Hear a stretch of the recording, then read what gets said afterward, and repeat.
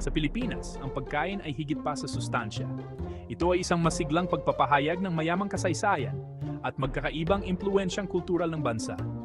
Ito ang puso at kaluluwa ng kultura, isang paraan upang pagsama-samahin ang mga tao at ipagdiwang ang mga sandali ng buhay, malaki man o maliit. Ang mga Pilipino ay nagpapahayag ng pagmamahal at pagtanggap sa pamamagitan ng kanilang mga lutuin, kadalasang nagsisikap na maghanda ng masasarap na pagkain para sa kanilang mga bisita. Ang bawat pagtitipon, mula sa mga fiesta hanggang sa mga hapunan ng pamilya, ay umiikot sa pagkain. Ang mga kaganapang ito ay hindi lamang tungkol sa pagkain, kundi tungkol sa pagbabahagi ng mga kwento, tawanan at paglikha ng mga alaala. Ang pagbabahagi ng pagkain ay isang paraan upang kumonekta, upang magpakita ng pangangalaga at pagpapahalaga sa isa't isa. Ito ay isang tradisyon na nagpapatatag sa mga ugnayan ng pamilya at pagkakaibigan. Ito ay isang panahon upang magbuklod at lumikha ng mga pangmatagalang alaala. Ang pagluluto ng sama-sama ay isang gawa ng pagmamahal at pakikipagtulungan. Isang paraan upang maipasa ang mga recipe at tradisyon mula sa isang henerasyon patungo sa susunod. Ang pagkaing Pilipino ay isang masarap na pakikipagsapalaran na naghihintay na tuklasin. Mula sa malinamnam na merienda hanggang sa matatamis na pagkain, ang mga lansangan ay puno ng mga kulinaryong kasiyahan na nagkukuwento ng kwento ng Pilipinas. Ang lutuing Pilipino ay isang pagsasanib ng mga lasa, isang testamento sa kasaysayan ng kalakalan at kolonisasyon ng bansa. Ang mga impluensya mula sa Espanya, Tsina at Timog Silangang Asya ay makikita sa mga sangkap at mga diskarte sa pagluluto na lumilikha ng isang natatanging pagsasanib na sadyang Pilipino. Ang resulta ay isang natatangi at magkaibang tanawing kulinayo. Mayroong mga malinamnam na nilaga, maanghang na sopas, at masasasarap na inihaw na pagkain na naayon sa bawat panlasa. Ang bawat rehiyon sa Pilipinas ay ipinagmamalaki ang sarili nitong mga espesyalidad, mula sa maanghang na pagkain ng Bicol hanggang sa mga kapistahan ng pagkaing dagat ng Visayas. Ito ang dahilan kung bakit mas kapanapanabik ang paggalugad sa pagkaing Pilipino. Ang bawat ulam ay nagkukuwento ng kasaysayan, klima at kultura ng rehiyon nito. Ang init at pagkabukas palad ng mga Pilipino ay nagniningning sa kanilang lutuin. Ang mga chef at mga kusinero sa bahay ay parehong ibinubuhos ang kanilang mga puso sa kanilang mga pinggan. Madalas mong makikita ang iyong sarili na iniimbitahan na magbahagi ng pagkain, huwag mag-atubiling tanggapin. Ito ay isang kilos ng pagkakaibigan at mabuting pakikitungo. Ito ay isang pagkakataon upang maranasan ang tunay na diwa ng kulturang Pilipino. Sa pamamagitan ng pagkain, magkakaroon ka ng mas malalim na pag-unawa sa paraan ng pamumuhay ng mga Pilipino. Mula sa mga mataong kalye hanggang sa hapagkainan ng pamilya, ang pagkain ay isang mahalagang bahagi ng buhay ng mga Pilipino. Ito ay isang pinagmumulan ng pagmamalaki at isang paraan upang ipagdiwang ang komunidad. Samahan kami sa pagtuklas sa mundo ng lutuing Pilipino. Tuklasin ang mga kwento sa likod ng mga pinggan at ang mga taong gumagawa nito. Tuklasin ang mga sikreto sa likod ng mga minamahal na pinggan.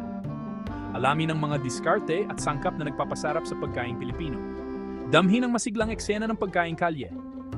Ito ay isang sensory overload ng mga tanawin, tunog at lasa na hindi mo gugustuhing makaligtaan. At alamin ang kahalagahan ng pagkain sa kulturang Pilipino. Ito ay higit pa sa isang kainan. Ito ay isang paraan ng pamumuhay, isang pagdiriwang ng pamana at isang simbolo ng pagkakaisa. Ang adobo ay may espesyal na lugar sa puso ng mga Pilipino. Ito ay higit pa sa isang ulam. Ito ay simbolo ng mayamang kultura at kahusayan sa pagluluto ng bansa. Ito ay tinuturing na pambansang ulam ng Pilipinas. Isang titulo na nagsasalita ng malaki tungkol sa kahalagahan nito sa kulturang Pilipino. Ang iconic na ulam na ito ay isang tunay na representasyon ng mga lasa ng Pilipino na pinagsasama ang perpektong balanse ng malasang, maasim at umami na mga nota.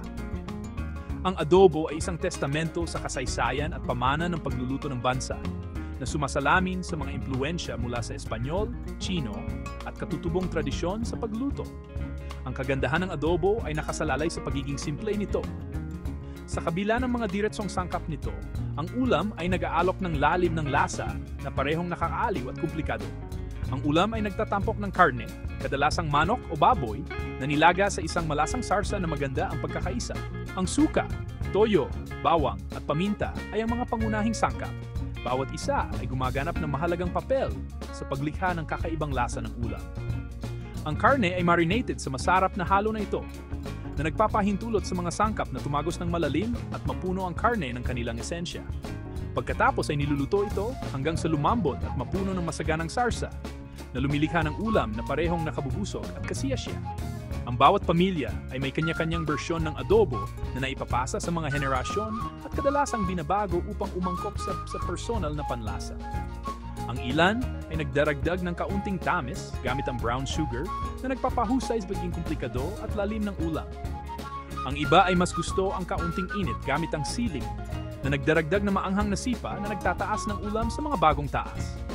Ang mga pagkaiba-iba ay walang katapusan. Ginagawa nitong kakaiba ang bawat karanasan sa adobo dahil walang dalawang bersyon na magkapareho.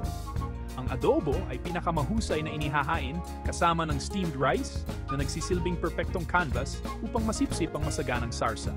Sinisipsip ng kanin ang masarap na sarsa na lumilikha ng magandang pagsasama ng mga texture at panlasa. Lumilikha ito ng kasiyasiya at nakakaaliw na pagkain na nagpapainit sa kaluluwa at nagpapasaya sa panlasa.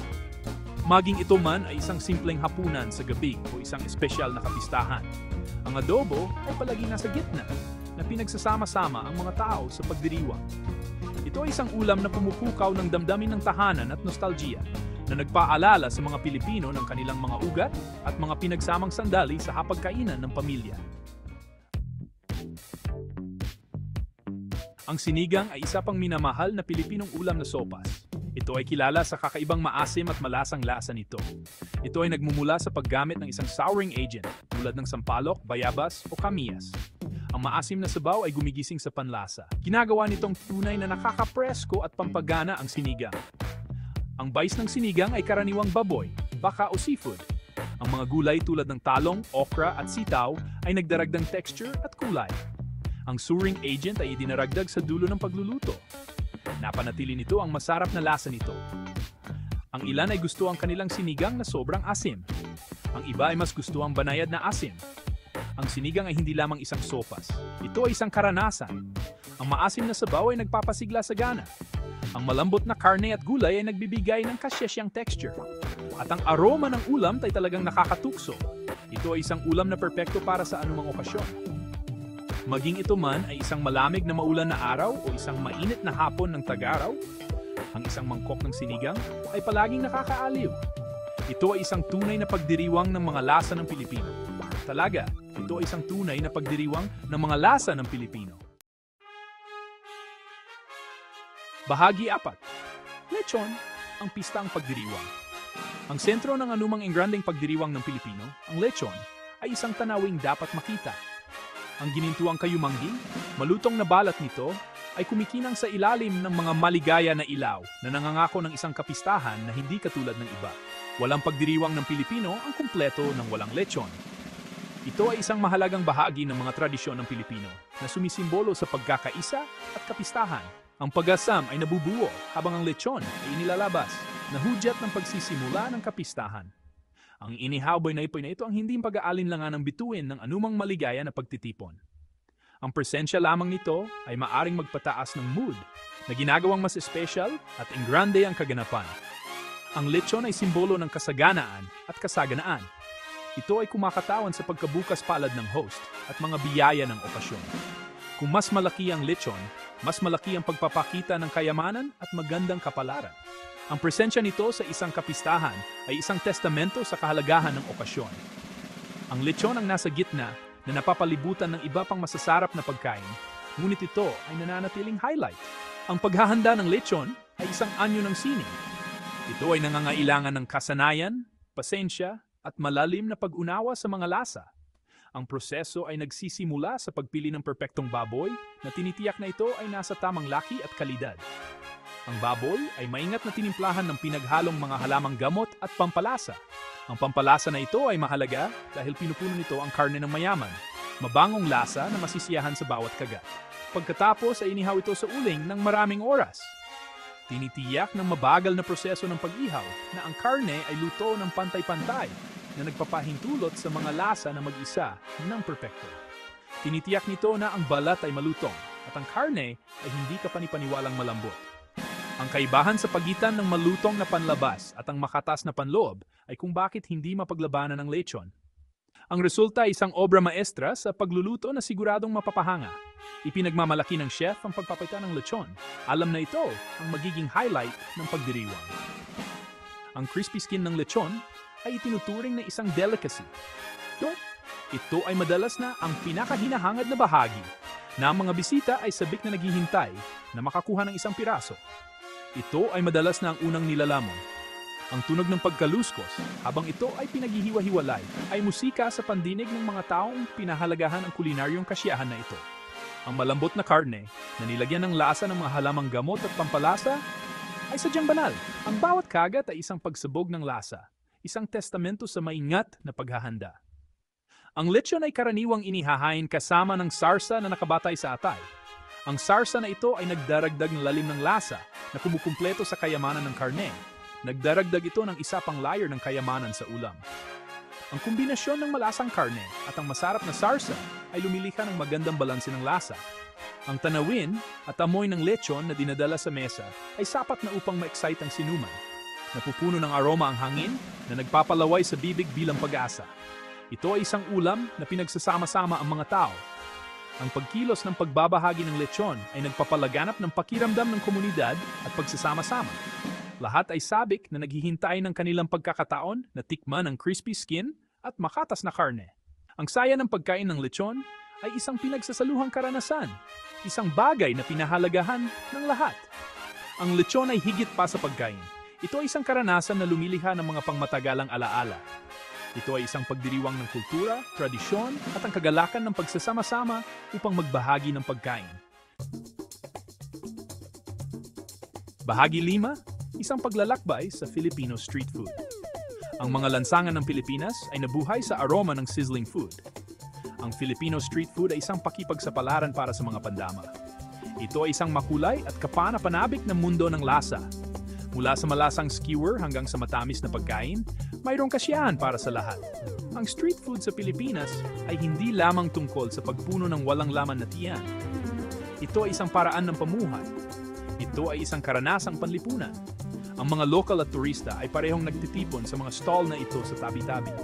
Nagbabahagi sila ng mga kwento at nasiyahan sa masarap at abot-kayang pagkain. Isa sa mga pinakamahusay na paraan upang maranasan ang tunay na diwa ng kulturang Pilipino ay sa pamamagitan ng street food nito. Ito ay isang pagsabog ng lasa. Makakita ka ng pinaghalong matamis, maasim, maalat at maanghang na mga nota. Ang bawat kagat ay isang sorpresa. Ito ay isang pakikipagsapalaran na hindi mo malilimutan. Samahan kami sa pagtuklas sa mundo ng Filipino street food. Susuriin namin ang mga sikat na merienda. Tuklasin ang mga nakatagong hiyas sa pagluluto. Maghanda upang pukawin ang iyong panlasa gamit ang matapang at masarap na mundo ng Filipino street food. Bahagi 6, ang pakikipagsapalaran ng isaw, isang skewer ng intriga. Ang isaw ay hindi para sa mahina ang puso. Ang sikat na Filipino street food na ito ay binubuo ng mga inihaw na bituka ng manok. Ito ay nakaskewer at niluto sa ibabaw ng mainit na uling hanggang sa malutong. Ang isaw ay isang pakikipagsapalaran para sa malakas ang loob na kumain. Ito ay isang tunay na testamento sa pagiging mapamaraan ng lutuing Pilipino. Huwag mong hayaang pigilan ka ng unang impresyon. Ang isaw ay nakakagulat na masarap. Ang mga bituka ay lubusang nililinis. Pagkatapos ay inilalagay ang mga ito sa pinaghalong toyo, suka at pampalasa. Nagbibigay ito sa kanila ng malasang at bahagyang maasim na lasa. Ang proseso ng pag-ihaw ay nagdaragdag ng mausok na aroma at isang malutong na texture. Ang isaw ay pinakamahusay na tinatamasa na nilubog sa suka. Ang kasiman ay pinuputol ang kayamanan ng mga bituka. Nagdaragdag ito ng isa pang layer ng lasa. Ang ilan ay gustong magdagdag ng sili para sa karagdagang sipa. Ang isaw ay higit pa sa isang street food snack. Ito ay bahagi ng pagkakakilanlan ng Pilipino. Ito ay kumakatawan sa talino sa paglikha at pagiging mapamaraan ng mga tao.